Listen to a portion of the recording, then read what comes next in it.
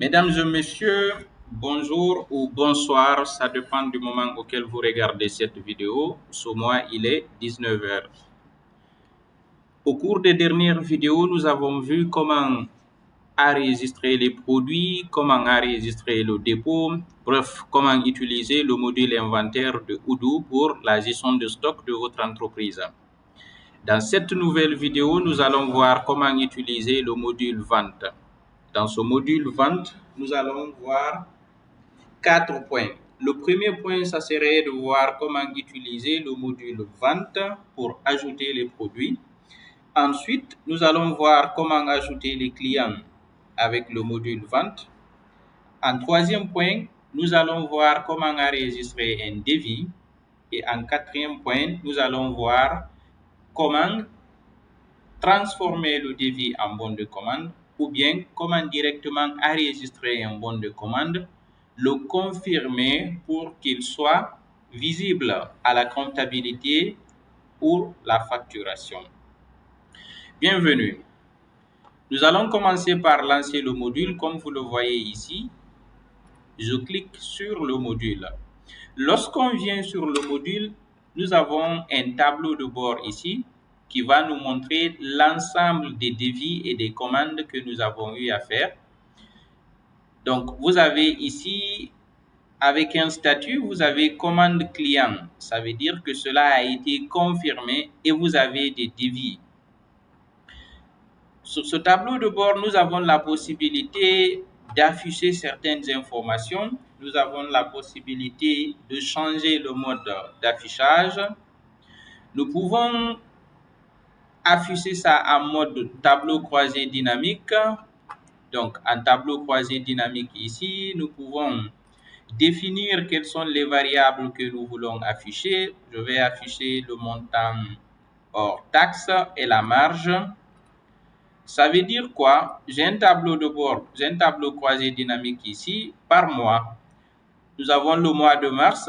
Au total, nous avons réalisé une vente de 3 161 692 et le montant hors taxe était de 2 679 et la marge s'affiche ici. Comme nous n'avons pas enregistré des achats, c'est pourquoi la marge est égale ici au montant hors taxe. Pour le mois d'avril, vous le voyez. Donc, je peux imprimer cela comme je peux insérer ça dans une feuille de calcul Excel pour essayer de pousser les analyses. Je peux afficher cela aussi en mode graphique, comme vous le voyez. En mode graphique en fonction des clients. Je peux l'afficher aussi en planning comme ça, comme je peux revenir à l'affichage initial. Je peux afficher certains paramètres, date de création, date de livraison prévue, quel est le vendeur qui a effectué la vente, quelle est l'équipe de vente, quel est le montant hors taxe, quelle est la taxe, quel est l'entrepôt où ça a été facturé, quel est le statut de la facture, quelle est la référence du client et quelle est la date d'expiration du devis. Nous allons commencer par le premier point comme nous l'avons dit. On va voir comment ajouter un produit. C'est simple. Avec Odoo, pour ajouter un produit avec le module vente, il suffit de venir sur le menu produit. Et lorsqu'on vient sur ce menu produit, nous avons les variantes de produits, nous avons les listes de prix. Donc, liste de prix, si vous avez plusieurs types de prix, prix grossiste, prix partenaire. Donc, c'est ici que cela va être configuré. Mais l'objectif d'aujourd'hui, c'est de voir comment ajouter le produit. Je viens, j'ajoute le produit, il suffit de cliquer sur Nouveau. Lorsque je viens sur Nouveau, j'ai la liste des produits ici. Sur la liste des produits aussi, je peux changer le mode d'affichage. Donc, il y a deux modes d'affichage. Il y a un mode Kanban, il y a un mode liste. Ça, c'est le mode liste. Ça, c'est le mode Kanban. Je clique sur Nouveau. Et là, je définis quel est le produit. Je vais dire que c'est un iPhone. Je vais dire que c'est un iPhone 17. Donc, un iPhone 17. Et l'iPhone 17, je veux qu'il soit visible dans le module vente. Je veux qu'il soit visible, si je veux, dans le module dépenses. C'est un bien. Alors, comme la dernière fois, nous avons la possibilité d'ajouter les variantes ici. Je peux cocher le suivi d'inventaire. La politique de facturation, est-ce que je vais facturer la quantité commandée par le client ou bien je vais facturer la quantité livrée? Ça veut dire quoi? Le client peut commander 10, mais si je n'ai que 3, je ne pourrai livrer que 3. Donc, je facture soit les 10, soit les 3. Donc, c'est ici qu'il faut configurer cela. Et moi, je vais facturer la quantité commandée. Je viens sur les attributs. Je vais choisir couleur. Et au niveau de la couleur, nous avons une couleur rouge, nous avons un bleu, nous avons un noir. Ensuite, je peux prendre capacité, pas couleur, capacité, j'ai 250 Go, je peux mettre 125 Go, comme il n'existe pas, je le crée. Je peux mettre 32 Go, juste l'exemple. Donc, c'est comme ça qu'on configure les variantes. Maintenant, si les variantes n'ont pas les mêmes prix, qu'est-ce que je vais faire? Je vais configurer. On suppose que les couleurs ont les mêmes prix, donc je viens sur la capacité. Je vais dire que je vais d'abord l'enregistrer. Ok, là c'est enregistré. Je peux venir maintenant sur configuration. Je vais dire que le prix de base, ça va être pour le 32 Go. Donc le 125 Go va coûter 300 000 de plus ou 500 000. 500. J'enregistre. Je reviens en arrière. Je vais dire que le 250 Go va coûter 800 000 de plus. 800 000. J'enregistre cela aussi. Je reviens. Je vais définir maintenant le prix de vente de l'iPhone, le 32 Go, comme c'est celui qui est le prix de base. Je vais dire qu'il est à 16 500 000 par unité. Je vais facturer avec la TVA sur vente. Et son coût d'achat, je vais configurer ici la catégorie, je vais dire c'est un téléphone. Alors, puisque mon module achat n'est pas activé, donc je n'ai pas la possibilité de définir le prix d'achat ici. Le module achat, il n'est pas activé. Et comme vous le voyez, comme vous vous rappelez, si je vais ajouter l'image du produit, il suffit de venir ici. Je crois qu'on a vu ça avec l'autre module inventaire. Je vais enregistrer et je vais revenir sur les produits. Et lorsque je reviens sur les produits, j'ai mon iPhone 17 ici qui affiche combien? 16 500 000 avec un stock de combien? Avec un stock de 0. Vous vous rappelez, je vous ai dit, lorsque vous voulez ajouter le stock, vous devez aller dans le module inventaire. Lors de la précédente vidéo, nous avons déjà résolu ce problème. Soit vous faites l'inventaire initial, soit vous achetez. Quand vous allez enregistrer une facture d'achat, le stock va se mettre à jour automatiquement.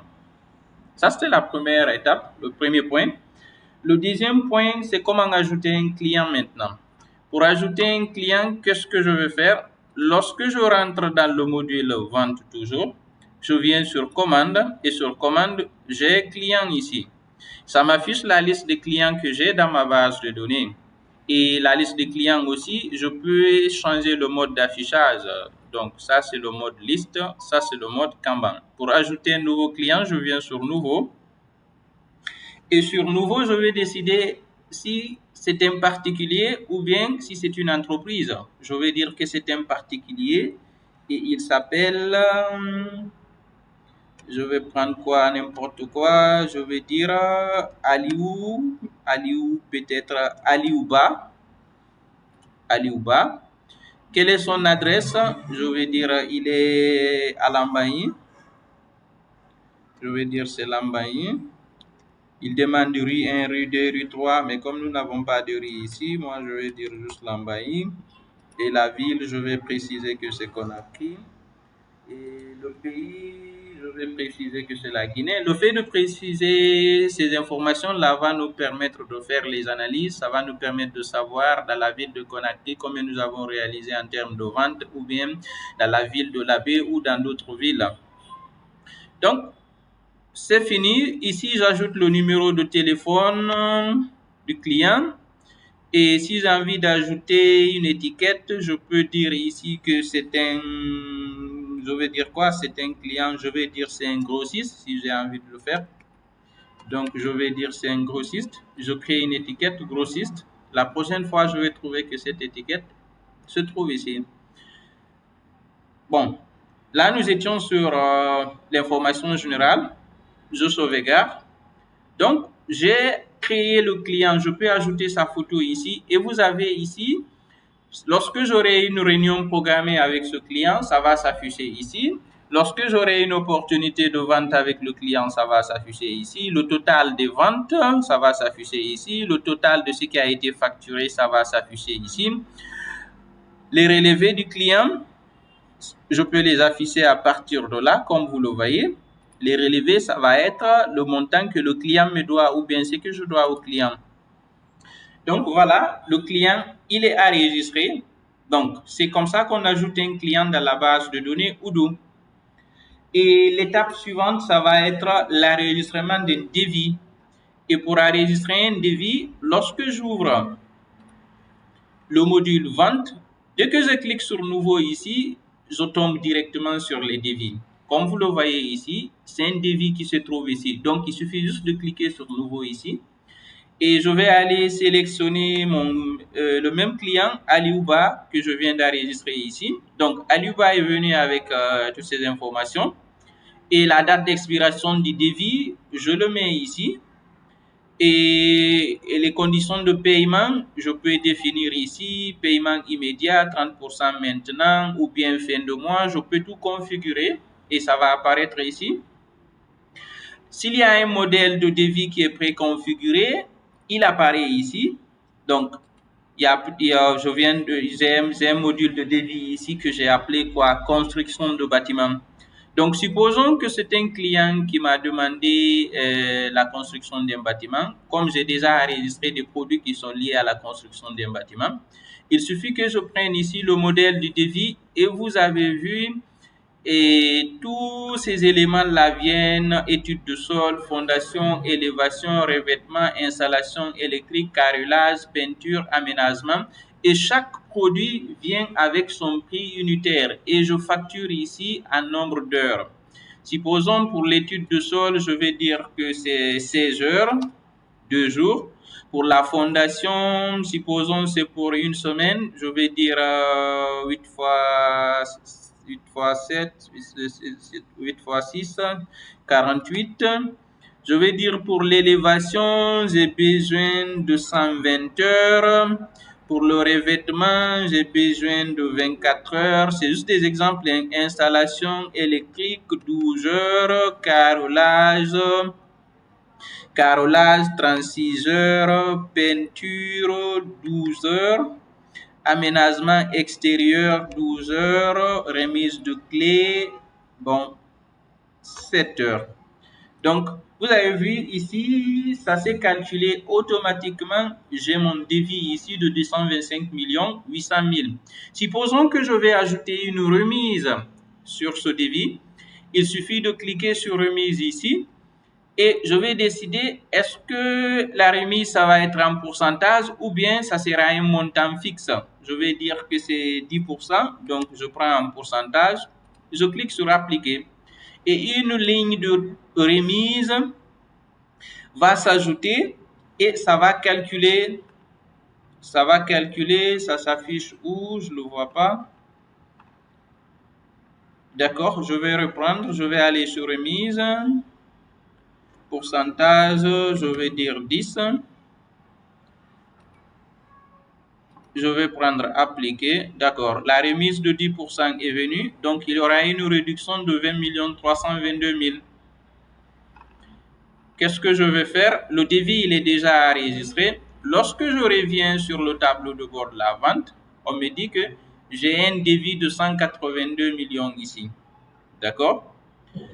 Et lorsque le client va confirmer, j'ai la possibilité de revenir ici, confirmer. On va faire un exemple. Je ressors, je vais à autre chose et 2 jours ou 3 jours après, voire une semaine après, le client confirme le devis. Qu'est-ce que je vais faire? Il suffit de revenir sur le module vente. Je retrouve mon devis ici. Je l'ouvre. Pour l'ouvrir, il suffit de cliquer sur la ligne. Et qu'est-ce que je vais faire? Je vais confirmer le devis.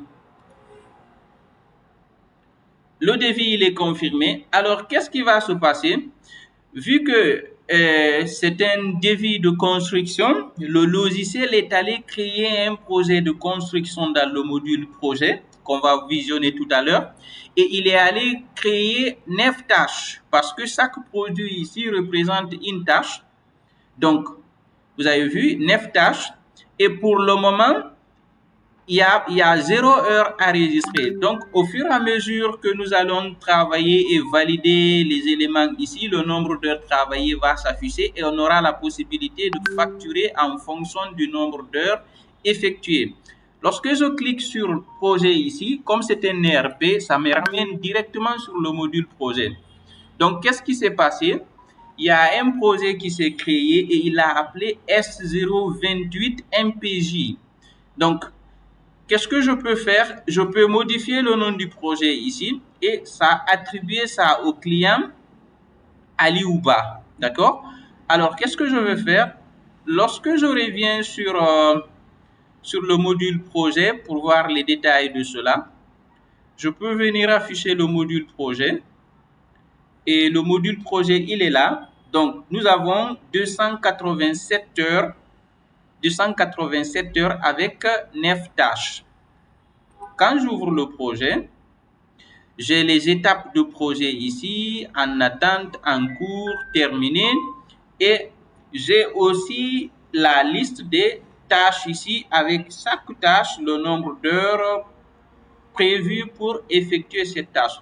Lorsque je vais réaliser cette tâche, j'aurai la possibilité de facturer. Supposons que supposons qu'on a fait l'étude de sol, on a fait la fondation, je vais facturer cela. Alors, j'aurai le nombre d'heures effectuées que je pourrais facturer comme c'est un projet de construction. Ça, c'était entre parenthèses pour vous voir, pour montrer comment c'est lié. Nous allons revenir au bon de commande. Alors, le bon de commande, vous avez vu ici comment le confirmer. Donc, nous avons le bon de commande qui est là. Et ce bon de commande, si je vais facturer, qu'est-ce que je vais faire? Je vais ouvrir pour facturer. Mais ici, comme c'est un projet de construction qui doit être facturé en fonction du nombre d'heures réalisées, je ne peux pas directement facturer cela. Quand je viens sur créer une facture, facture normale, créer un brouillon. Donc, vous avez vu, tous les autres éléments, je ne peux pas les facturer. Il n'y a que la remise qui est venue. Pourquoi? Parce que les autres, il n'y a pas eu de nombre d'heures réalisées d'abord. C'est lorsque je vais travailler pendant des heures, pendant des jours, je ne pourrai facturer que cela parce que on a programmé le projet pour ça. Maintenant, si c'était un autre article que j'avais pris, je l'aurais facturé. On peut aller avec un exemple. Je vais aller facturer, je vais prendre le même client, Aliouba. Je vais lui facturer l'iPhone. Je prends l'iPhone 17. Et là, on me demande quelle couleur je vais prendre. Je vais dire que c'est le rouge. Et quelle capacité? Je vais dire c'est le 125. Vous avez constaté ici, dès que j'ai pris le 125, le prix il est passé à combien? À 17 millions. Parce qu'on a dit que le 32 Go coûte 16 500 000, le 125 Go coûte 500 000 de plus. Vous constatez ici le prix. Et quand je prends le 250 Go, je passe à 17 300 000. Donc, je vais confirmer pour le 125 Go. Je viens sur confirmer. Mais qu'est-ce qui se passe ici? Vous avez vu, ça m'affiche ici un truc en rouge. Pourquoi? Parce que je suis en train de facturer, je suis en train de faire une demande d'un article qui n'est pas disponible en stock. Vous vous rappelez? j'avais dit qu'il fallait partir dans le module inventaire, mettre la quantité à jour. Mais comme cela n'a pas été fait et qu'on n'a pas acheté un iPhone, le logiciel suppose qu'on n'a pas d'iPhone. On peut bien sûr faire le devis, mais qu'est-ce qui va se passer? Lorsque je viens pour confirmer le devis pour qu'il passe en bon de commande, il est parti. Mais on va essayer de facturer. Supposons, comme c'est un produit, il y a un bon de livraison qui s'est créé directement. Je viens sur livraison et je vais voir ici que le stock m'indique qu'il n'y a pas de disponibilité dans le stock, pas de disponibilité. Lorsque je clique sur vérifier, lorsque je viens sur valider, je ne peux pas valider parce que je n'ai pas d'iPhone disponible dans mon stock. D'accord? Ça, c'est juste pour vous montrer comment les modules sont liés les uns aux autres. Si je vais facturer cet article, il faut que il faut que je fasse l'inventaire de cet article ou bien que j'achète cet article. Sinon, je ne peux pas le facturer.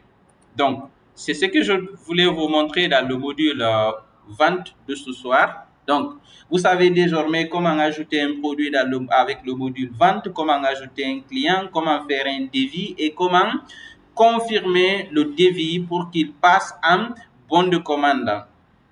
C'était juste ce que je l'avais à vous montrer. Merci à tous. Merci d'avoir suivi la vidéo. J'espère que cette vidéo pourra vous aider et à votre tour, j'attends vos commentaires pour savoir s'il y a des points qui n'ont pas été bien compris, qui n'ont pas été bien expliqués. Je suis à vous. Merci. Un pouce de plus, un pouce de votre part pourrait plus m'encourager à vous donner encore beaucoup plus de contenu. Merci.